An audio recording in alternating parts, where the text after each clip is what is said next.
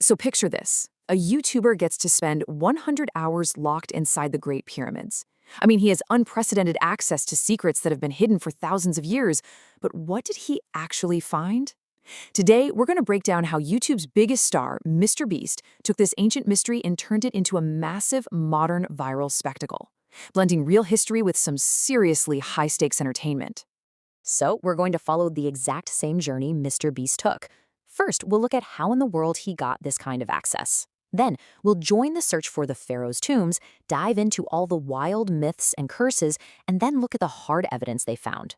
After that, we'll see how they finally solved the big mystery, and to wrap it all up, we'll talk about what it all means when history becomes the ultimate stage for entertainment. All right, so first things first. How did a YouTuber get this kind of access? This is really the whole foundation of the video. Getting permission to film, let alone stay overnight, inside one of the most protected historical sites on Earth it's a monumental achievement. It really sets the stage for what turns into a truly epic quest. And you know, the way the video kicks off is just perfect. Mr. Beast opens with that exact line. Right away, you understand the stakes. He's not just another tourist. For 100 hours, he's got the keys to one of the greatest wonders of the world, and he's bringing millions of us right along with him for the ride. And he wastes absolutely no time setting up the central question. It's a really smart move. On one side, you have that huge internet conspiracy theory, aliens built the pyramids. And on the other, you've got the academic consensus. They were tombs built for Egyptian kings. By framing it like this, the video immediately taps into a massive ongoing debate, which gives the whole thing instant stakes for everybody watching. So, let's get into the second part, where the search really begins. They're looking for the pharaoh's tombs. And this first part of the quest really focuses on the most obvious question of all. If these are tombs, where are the bodies? MrBeast and his crew go deep inside the first two Great Pyramids, Khufu and Khafre's. They finally make it to what Egyptologists believe were the final resting places, the burial chambers. And in both of them, they find a sarcophagus, but no mummy. The tombs are completely, totally empty. Well, that just makes the mystery way more interesting, right? If you build these gigantic structures to be tombs, why are the kings themselves missing? This is where the video introduces a really cool narrative idea, decoy chambers. The suggestion is that the ancient Egyptians were masters of misdirection, trying to hide the real tombs somewhere else inside these massive pyramids. Okay, so with the initial search turning up empty, the video takes a really sharp turn. It veers off into the world of myths, curses, and even the underworld.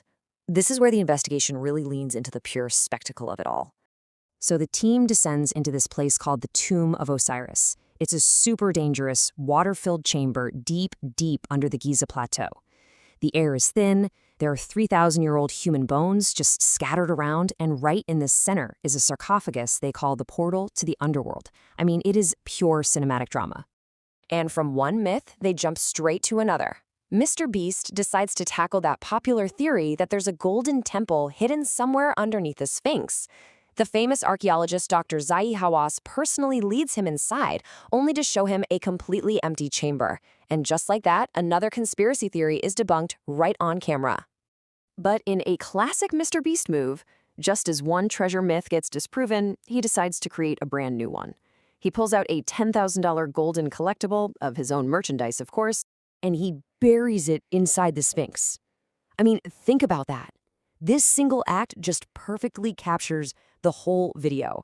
You have this moment where thousands of years of history and a modern-day YouTube stunt physically come together. He didn't find any treasure, so he just made his own. All right, so after playing around with all the myths and even creating some new ones, the video pivots right back to solving this central mystery. The focus shifts from all that spectacle back to the hard, physical evidence that the pyramid builders left behind. So they go inside the tomb of Imeri, which is just amazingly preserved, and they find something incredible. 4,600-year-old hieroglyphs that are basically an ancient instruction manual. MrBeast calls it a how-to video from the past, showing these complex processes like winemaking step by step. It's a direct window into the daily life and the intelligence of the people who lived back then. But honestly, the most powerful evidence comes from the Workman's Tomb, which is an active excavation site. Here, the team finds the actual skeletons of the builders. And what's really amazing is that the bones show stress on their backs, physical proof that these people were moving incredibly heavy blocks. These are simple tombs for laborers, and there's even writing on the walls that names them as the pyramid builders. This is the real human story behind these massive monuments. So all this evidence is building up to a huge climax. For the grand finale of his 100-hour journey, Mr. Beast saves the single most definitive piece of proof for the very end, and he finds it in a place that almost no one has ever been. The team has to make this really difficult, kind of dangerous climb up a bunch of ladders and through these tiny, narrow shafts to get to the highest hidden chambers of the Great Pyramid. We're talking about a place where fewer than 50 people in modern history have ever set foot. And what do they find up there? Graffiti! Ancient graffiti. These are red paint markings from 4,600 years ago that actually name one of the work crews. It reads, the Friends of Khufu Gang. It's basically a signature from the original construction crew.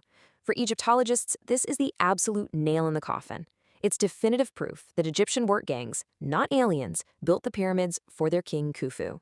So, mystery solved. Now we can kind of step back and reflect on it all. What does it really mean? Because this video is so much more than a history lesson. It's about how these ancient wonders are being completely reframed for a whole new generation. You know, this quote from Dr. Zahi Hawass just captures it perfectly. The line between documenting history and actively making history gets incredibly blurry. Is he just praising Mr. Beast for bringing this to a massive new audience? Or is it a recognition that this level of access and production fundamentally changes our relationship with these ancient sites? The answer really seems to be all of the above. This really breaks it down perfectly.